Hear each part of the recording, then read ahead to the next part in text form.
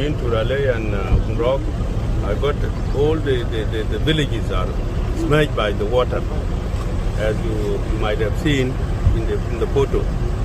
The whole area of Twic area, 3/4 is almost underwater. So with this, I would like to appeal to the humanitarian wings and then the national government, at least to quickly respond to the call of hunger and then the resettlement of those displaced by water.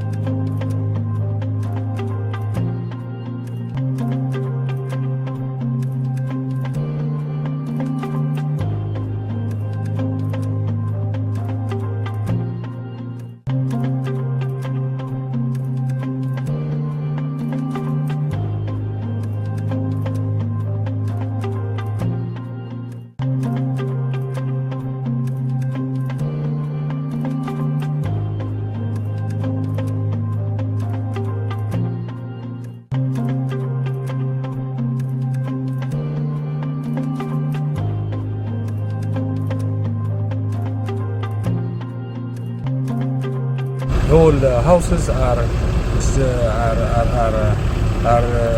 thrown down by water. Some areas like even Paninyog and Akoy, you cannot access them.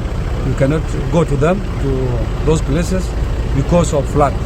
So I call upon the humanitarian agencies to give their hand of support to the people of Twic County, to support them with the humanitarian assistance like drugs, shelters, and other humanitarian assistance to enable them to